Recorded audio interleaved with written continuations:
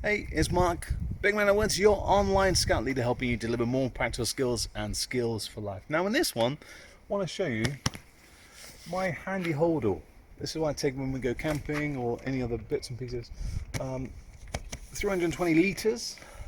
It's really good if you haven't got storage to hold a hard roof rack. And this is just a bog standard bag that crumples down to next to nothing you can store in the loft or whatever.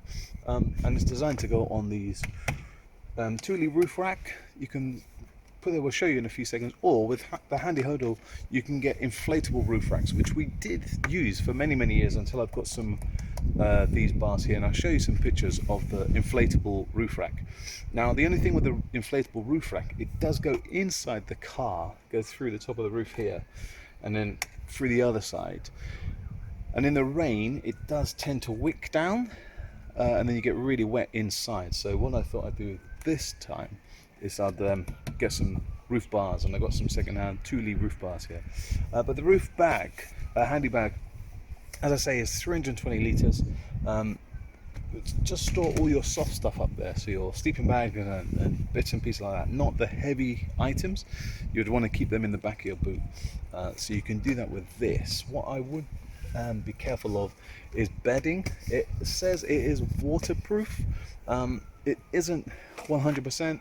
We're going to go camping this weekend, and I know the rain's going to come, and what normally happens is it kind of does get through here, and I've had a few occasions where our bed linen is a bit wet, not soaking wet, but just a little bit damp. So I would recommend not to put your bed linen stuff, put it in the actual car, but you know, sleeping bags and stuff like that, it's all okay. You know, we've got our beach towels and some shoes and stuff like that. Let's show you around. You've got these kind of really cool, nice webbing.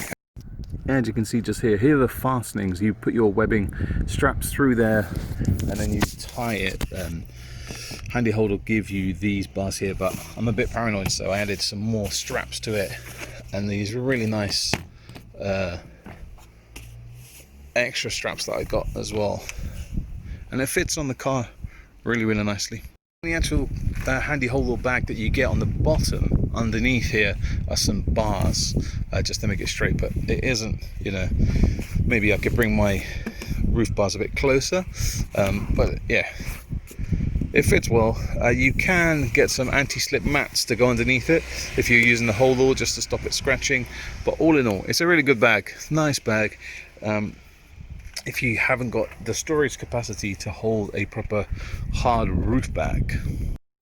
So the HandiHoldall company recommend that you don't drive around with this bag empty. So once you get to your destination, take it off the roof bag, purely because it's probably flapping around and that kind of thing. The other recommendation that you should do is try and fill the bag as much as you can, because if it's loose, it's not filled out, it's not as aerodynamic, that's the word, isn't it? So try and fill this as much as you can.